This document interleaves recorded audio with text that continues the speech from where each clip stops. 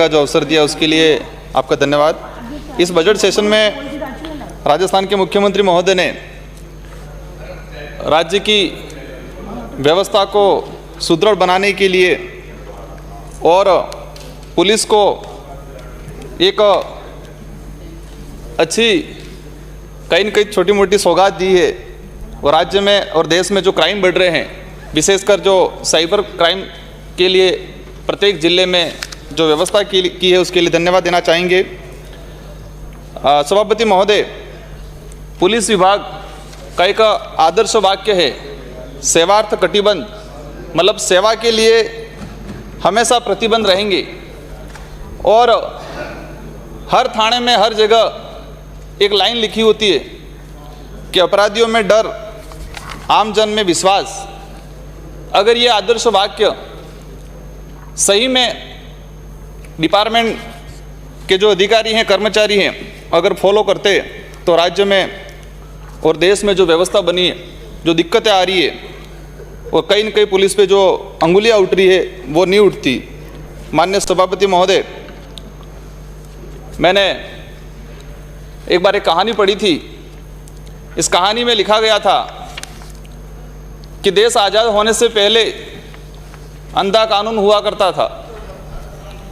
उसमें लिखा गया था कि जो राजा हुआ करता था वो राजा सेनापति को कहता, मतलब दिन होता था, दिन में वो राजा सेनापति को कहता कि ये दिन नहीं ये रात है, तो वो सेनापति कहता कि यस सर ये दिन नहीं रात है।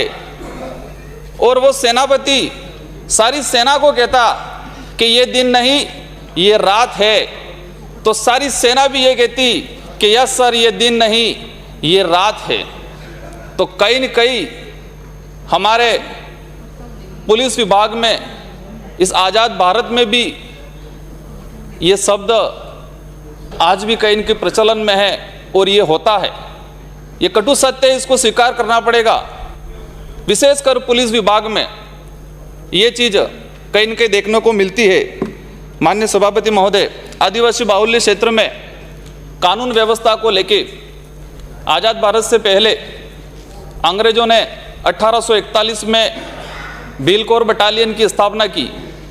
वो भीलकोर बटालियन की स्थापना इसलिए की कि अंग्रेजों ने उस इलाके में देखा कानून व्यवस्था बनाने के लिए, कहीं न कहीं कब्जा करने के लिए, या अंग्रेजी शासन व्यवस्था में कोई भी कार्य होता तो देखा गया कहीं न कहीं अवरोध आ रहा था। तो उन्होंने अपनी व्यवस्था लागू की, उन्हें सिपाही छोड़े, लेकिन आदिवासी इलाके में उनको सफलता नहीं मिली। तो उन्होंने 1841 के अंदर भीलकोर बटालियन की स्थापना की और वहाँ के जो भील लोग थे उन भीलों को 100% उस भीलकोर बटालियन में लिया गया और उनको विश्वास में लेके, आदिवासी समाज को, भील को विश्वास में लेके उस इलाके में कानून व्यवस्था स्थापित की गई। माननीय सभापति महोदय, लेकिन आज के समय में वो भीलकोर बटालियन की जो परिभाषा थी और भीलकोर बटालियन का जो उद्देश्य था वो कहीं न कहीं आज हम भटक चुके हैं और उस बटालियन को हमने इस आदिवासी इलाके से कहीं दूर छोड़ दिया गया है। माननीय सभापति महोदय, पुलिस विभाग में कई कर्मचारी मानसिक तनाव में रहते हैं क्योंकि उनकी ड्यूटी 24 घंटा रहती है और जो वेतन मिलता है वो वेतन भी उनके लिए, उनके परिवार के लिए पर्याप्त नहीं होता है। अभी कुछ वृद्धि हुई है, उसके लिए धन्यवाद देना चाहेंगे, लेकिन फिर भी इतने से कहीं न कहीं उनकी जो मांग है वो पूरी नहीं हो पाएगी। उनकी वेतन वृद्धि है, मेज़ भत्ता है, उसमें वृद्धि की जाए और साथ ही उनको एक साप्ताहिक अवकाश देने की भी प्रावधान की जाए। माननीय सभापति महोदय, पुलिस की जो कार्य प्रणाली है, हमेशा देखा गया है कि इधर की सरकार हो या इधर की सरकार हो, आमने सामने आरोप लगाते हैं, कोई तारीफ करता है, कोई आरोप लगाता है, लेकिन जो व्यवस्था है और जो प्रणाली है उसमें कोई भी सरकार आए इतना सुधारा नहीं होता है। माननीय सभापति महोदय, पुलिस की लाठी और पुलिस का कानून गरीब अमीर को देख के चलता है। ये हर जगह हमें देखने को मिलेगा कि पुलिस की लाठी है, पुलिस का कानून है, कहीं न कहीं गरीब अमीर को देख के वो लाठी और कानून की कलम चलती है। कंक्लूड करिए प्लीज, कंक्लूड करिए। माननीय सभापति महोदय, हमारी पार्टी से हम 2 विधायक हैं और मुझे आज अवसर मिला है और हमें 10 मिनट और प्रधान की तरफ से भी मुकदमा दर्ज किया गया, लेकिन उस मुकदमे में ये होता है एक महिला प्रधान के साथ बदतमीजी होती है और महिला प्रधान ने जो मुकदमा किया उसमें एफआईआर देने की तैयारी कर ली है और उसकी तरफ से महिला प्रधान पर राजकार्य की बाधा का मुकदमा दर्ज कर दिया गया है।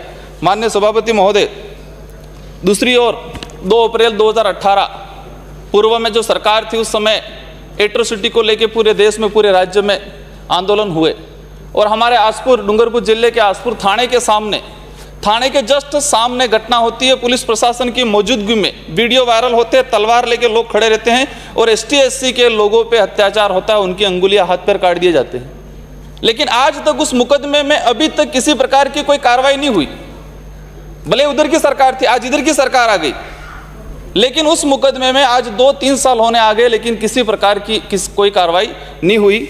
माननीय सभापति महोदय, आज देश में हर जगह बजरी को लेके देखा जाए, भ्रष्टाचार को लेके देखा जाए तो कहीं न कहीं ये वारदातें बढ़ती जा रही है और उसी अनुरूप हमारे इलाके में आसपुर थाने के अंदर ही पुलिस बजरी का ट्रक लेके आ जाती है थाने के अंदर और थाने से कुछ लोग आते हैं, थाने के जितने कार्मिक थे, पुलिसकर्मी थे, उनको डरा धमका के थाने के अंदर से डंपर निकाल के लेके भाग जाते हैं। माननीय सभापति महोदय, 2 मिनट में समाप्त करिए। माननीय सभापति महोदय, मैंने शुरू ये भी किया है, हमारे इलाके में एक घटना हुई थी 2021 में डंपर व बाइक सवारों के साथ में, और इसमें बाइक सवार की मौके पे ही मौत हो गई थी। लोगों ने वहाँ पर माहौल खड़ा हो गया, मतलब थोड़ा एक भीड़ भाड़ हो गया और इसमें मुकदमा हो गया और उस मुकदमे में आज तक लोगों को डराया धमकाया जा रहा है। माननीय सभापति महोदय, एक दरियावत विधानसभा में दरियावत थाने की घटना थी। कोविड काल के अंदर कोविड का कैसा फायदा उठाया। कोविड काल में एक मर्डर होता है, सरदार पिता लाल सिंह जाति राजपूत, उस आदमी का मर्डर होता है और पुलिस उसको उठा के ले आती है और कहती है कोविड की वजह से मरा, और उसका पुलिस ही दाह संस्कार कर देती है, परिवार तक कोई जानकारी ही नहीं। और न तो इसकी कोविड की रिपोर्ट आई थी, न इसने रिपोर्ट कराई थी, न पॉजिटिव नेगेटिव कोई रिपोर्ट आई थी, लेकिन इस मामले में कहीं न कहीं एक मर्डर है, आसपुर थाने, दरियावत थाने के अंदर हुआ था, सरदार पिता लाल सिंह, उसकी जांच कराई जाए। माननीय सभापति महोदय, हमारे दंबोला थाना क्षेत्र के अंतर्गत अभी कई सदस्यों ने भी मांग उठाई थी एफएसएल रिपोर्ट को लेके।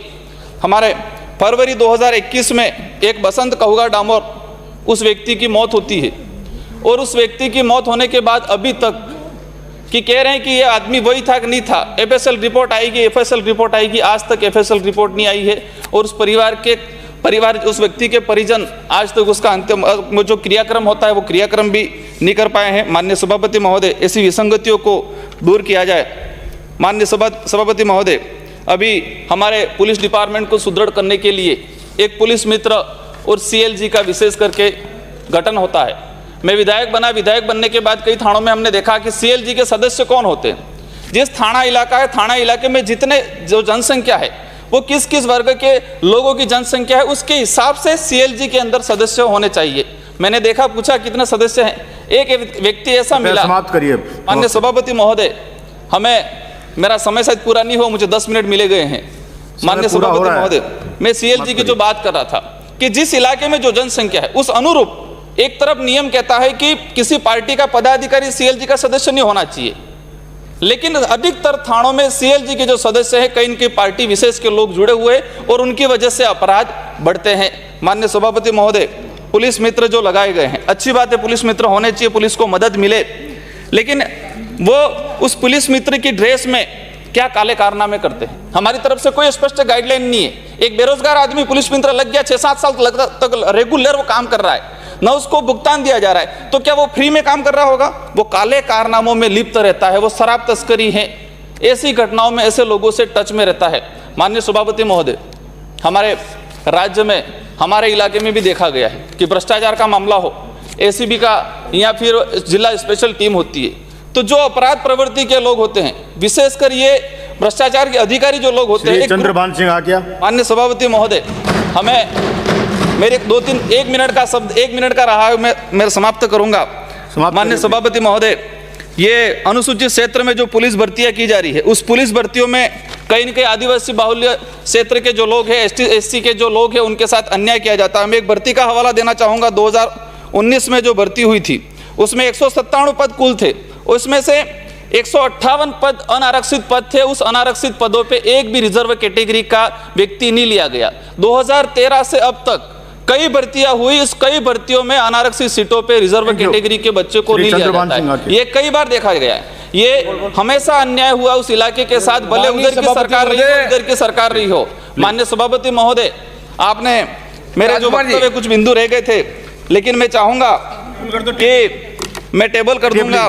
और आदिवासी इलाके में एक दहेज को लेके, दहेज वाली प्रथा नहीं होती है, इसके बावजूद भी दहेज में जो मुकदमे दर्ज होते हैं। आपस में बात नहीं करें। सभापति महोदय, आप बोलिए। ये वर्तमान में कागरी डूंगरी घटना हुई थी, उस घटना के अंदर आदिवासी समाज में डर पैदा किया जा रहा है, वो कहीं न कहीं गलत है। सरकार से आपके माध्यम से चाहेंगे कि इस घटनाक्रम में माननीय सभापति महोदय करे और आदिवासी उस अत्याचार को रोका जाए। धन्यवाद। न्यूज 24 पब्लिक लाइव चैनल को सब्सक्राइब, लाइक